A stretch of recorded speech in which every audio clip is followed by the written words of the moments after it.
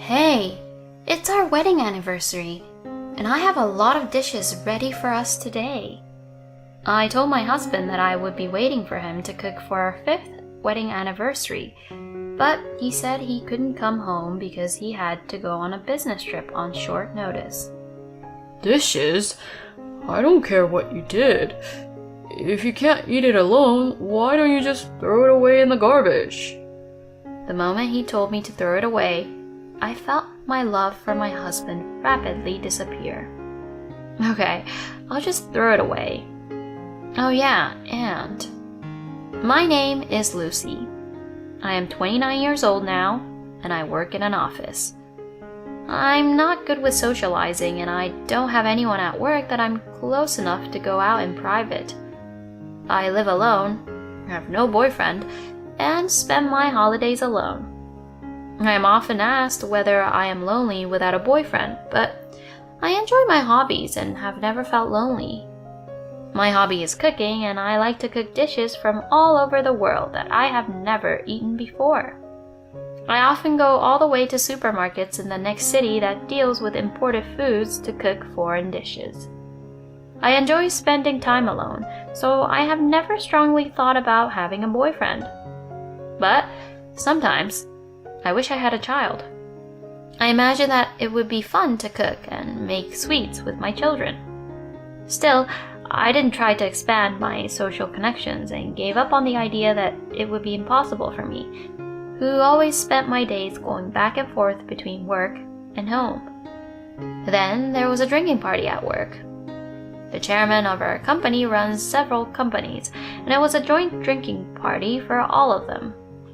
I always attended these drinking parties, which I actually don't want to go, but I can't say no. And I kill time by sitting in the corner and having a few drinks while snacking on food, even though no one else is eating because they are busy talking and drinking. This time, however, there was a man who was actively talking to me. That man was Fred, who will become my husband. He talked to me a lot, and at first, I was a bit confused, but Fred did not force me to get closer to him and was kind and considerate. I immediately fell in love with him because I had little experience in love relationships. We then exchanged contact information. Fred confessed his feelings for me, and we started dating. 6 months later, he proposed to me.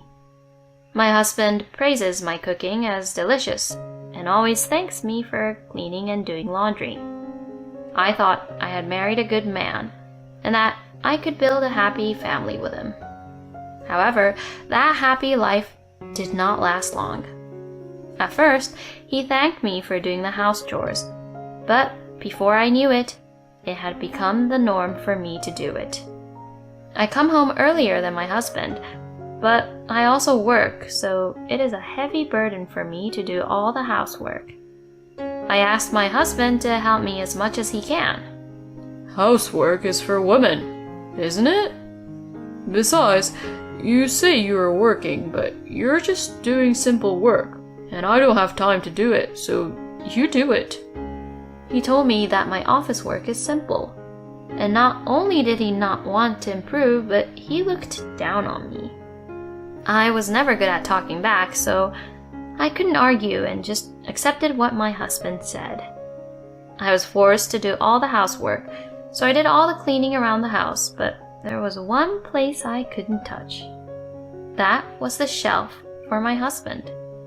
My husband is not good at cooking and organizing, and his shelves are always a mess. Since he can no longer fit things on the shelf, papers and things are piled up on the shelves. This pile of papers collapses once a week. I tried to clean this up once when I told my husband to do something about this. Don't touch it without my permission. There's stuff from work, so leave it as it is. Then you should tidy up. I might throw them away by mistake. Then you will be at fault. Don't do anything you don't need to do. My husband forbade me from even touching it, so I couldn't put it away.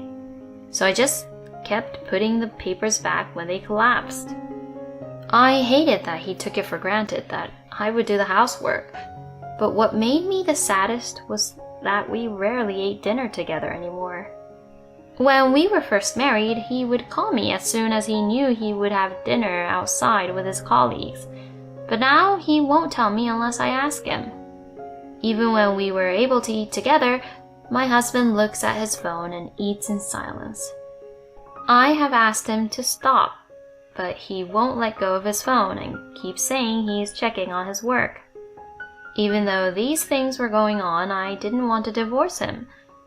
I grew up in the countryside, and it was natural for me to stay with my husband until the end of our lives, so I had never thought of divorce.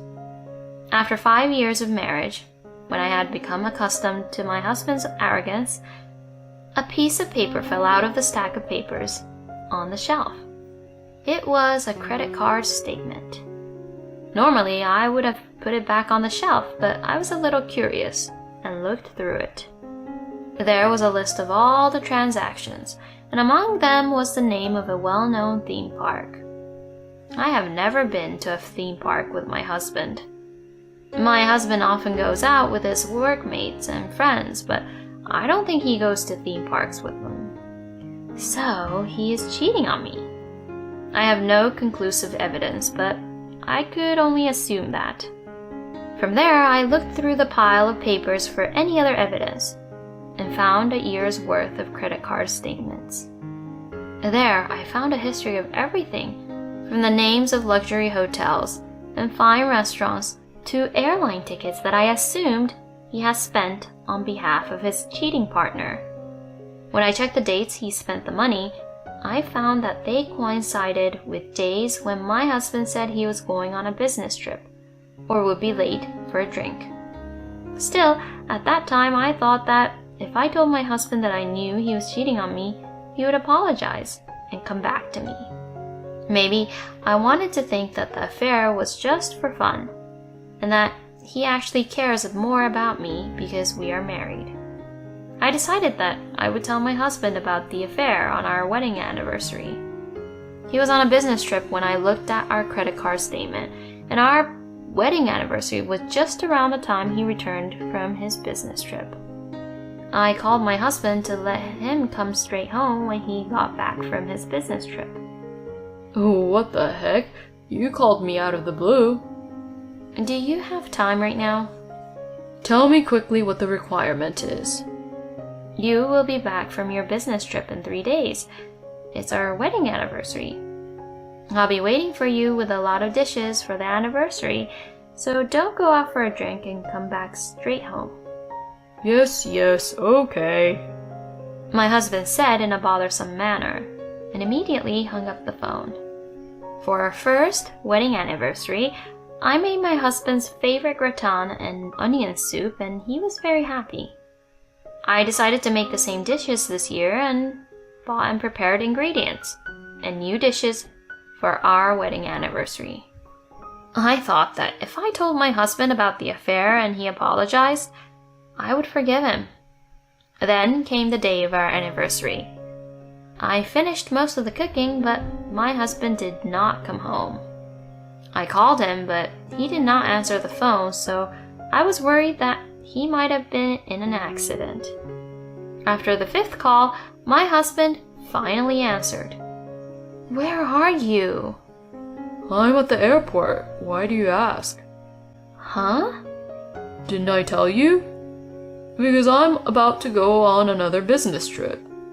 You didn't tell me anything about that. It can't be helped. It's work. Do you have a job that requires you to go on business trips that often? You don't know anything about my job, so don't talk nonsense. Anyway, it is time to go. Hey, we're celebrating our wedding anniversary today, and I've prepared the food. I don't care about that. If you can't eat it alone, why don't you just throw it away in the garbage? The moment he told me to throw it away, I felt the remained love for my husband fading. I was the one who was waiting for him to come home a while ago, but now I even feel disgusted. Okay, I'll throw it away. Oh, yes, your room is getting much dirtier, so I'll just clean it up. Suit yourself. I'm running out of time, so I'm hanging up. The phone hangs up and I immediately start cleaning. I put the papers piled on top of the shelf of my husband that I was told not to touch into garbage bags, and I'm going to put them in the bulky trash tomorrow. The shelf I was not allowed to tidy up is now clear and organized. They say that cleaning makes you feel better and relieves stress, and they are so true. The resentment that had been building up for a few years was lifted. Now that I was refreshed, I decided to serve the food I had prepared and have dinner. Usually when my husband did not come home, or when he was home, it was a lonely dinner with no conversation. But today, I was able to enjoy my meal. I savored each dish with the wine that went with it, just as I did when I lived alone. I made enough for 2 people, so what I couldn't finish, I will eat tomorrow. It was exciting and fun to think about what kind of meal I will cook next time. I went to bed early that day because I had a lot of things to do tomorrow. 3 days later, I received a call from my husband. He was coming back from a business trip and asked me to pick him up. Normally, I would be too lazy to pick him up, but on this particular day, I was happy to do so. When I arrived at the airport, my husband was curt and unappreciative as usual. Welcome back. You always travel by train, so why did you fly this time? It was a business trip to a distant place. Just think about it for a minute and you'll understand. Do you remember I told you I'd clean up your room when I called you? Did I say that? Yeah, so I cleaned up all your stuff. What have you done? You told me to do it on my own, so what is the problem? You threw away the stuff I had on my shelves? Yeah, I got rid of it. I told you not to touch it without my permission. That's why I asked you, and you said yes. My husband's face turned pale and he panicked. After thinking about it for a while, he gave up, nodded his head, and let out a loud sigh. This is why I hate stupid women. I told you not to touch that all that time, but you... If there's a loss because of this, it's your fault. You have to do something about it. What loss are you talking about? There were all kinds of company documents and stuff. Maybe some things would be troublesome if it's gone. You had company documents that shouldn't get lost? Shut up. I told you not to interfere with my work. I'm not in charge of a job that anyone like you can do. I'm in charge of a job with responsibility. It's a normal thing for a man to do some work at home. I was driving along, grinning inside as I listened to my husband. After about 20 minutes of driving, my husband finally noticed. Hey, this isn't the direction of home. Where are you going? I have someone I'm supposed to meet and I'm almost there. It was already near my husband's office when he realized the destination was not home. We arrived at our destination and I pulled into the parking lot and contacted someone on my phone. My husband must have thought he had nothing to do with it. He looked at his phone with a blank expression on his face. Mrs. Smith, my husband's boss, came to the parking lot. Thanks for your help, and I'm sorry to bother you. No, thank you for your cooperation as well. What do you want with Mrs. Smith? Mrs. Smith is a woman in her 30s, and she is the head of my husband's department. My husband doesn't like the fact that a woman not much older than him is the department head, and he often complained about Mrs. Smith at home. I heard that you were on a business trip. My husband seemed to be shocked and his eyes were shaking. It's strange, isn't it? You're on paid leave. I think I made a mistake in telling my wife. My husband was trying to cover it up with a goofy smile, even though he couldn't get away with it. Actually, Jenny from accounting also took paid leave on the exact same day. That's a coincidence. Not only this time, but for about 3 years, you and Jenny's paid vacation dates have coincided. You know that you can't put it away as a coincidence. Fred now knew that this is not a situation that can be dealt with by laughing. My husband was in a cold sweat, and his expression was serious. The problem is not only about your relationship with Jenny, but also about the information leak. You took company documents and data without permission. Your wife brought the items you took out to the company. I did not throw away my husband's things. I turned them over to the company. I had always wondered why my husband was taking company documents home with him. Some of the things were USB flash drives, so I brought all of them to the company because I knew that if I threw them away without permission, the company would be in trouble. Even if it was safe to take out, I would have it put on my husband's desk at work and not at home.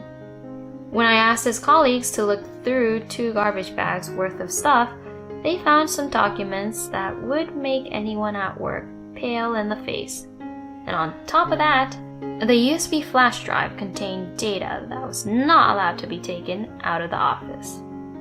You know what you did, right? She did it on her own. I kept it at home properly, so I didn't leak any information. That's not the point.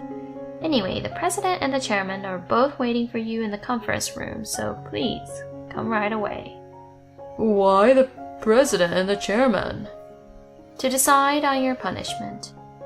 While you two were on an affair trip to Guam, we were having a hard time here.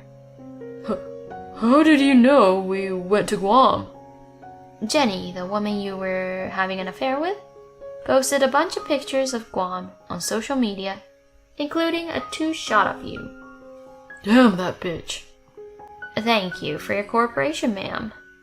Thanks to you, you were able to catch him without letting him get away. No, I'm sorry for the inconvenience. My husband was caught by Mrs. Smith and took the elevator up. My husband was then disciplined. My husband said he took the documents and data out of the office to work at home. He thought he could just return them the next day, but they just piled up. He didn't know anymore where the documents came from and didn't know whether to return them or dispose of them, so he just kept them at home. I filed for alimony against my husband and the person with whom he had an affair. Jenny left the company because she was no longer able to work there, but I sent a certified letter to her home because I knew where she lived. We had no children and our marriage was short, so the alimony was small. However, Fred was not Jenny's only partner.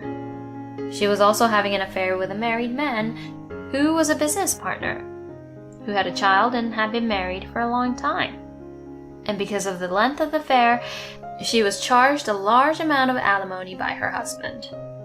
Because of that, Jenny asked for a reduction of my alimony, and when I told her that if she objected, we would go to court, she immediately paid it. My husband tried to come back to me after he left me for his unfaithful partner, but I refused. I was getting ready to pack up my own stuff and leave. I wouldn't allow you to leave without my permission. He yelled at me and was very noisy, but I ignored him and proceeded with my preparations. When I finished packing my belongings and went out the door, my husband blocked the entrance. You're the cause why I was fired and I have no money. But you dare leave me? Why are you so heartless?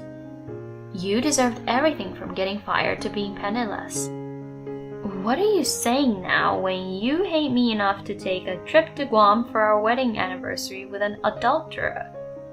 Can't you just let me go? If you don't let me go, I'll call the police. My husband reluctantly got out of the way. My husband was swearing until I got into the car. It was hilarious because my husband's swearing, which used to scare me, now sounded like a sore loser. After that, my husband's alimony of $20,000 was transferred to me in one lump sum. On the phone at the end, he was like, I'll give you such a small amount of money, and I don't like women who are greedy for money, so I'm glad we got divorced. I know a bitch like you will be single for the rest of your life, so don't ask me if I want to come back to you.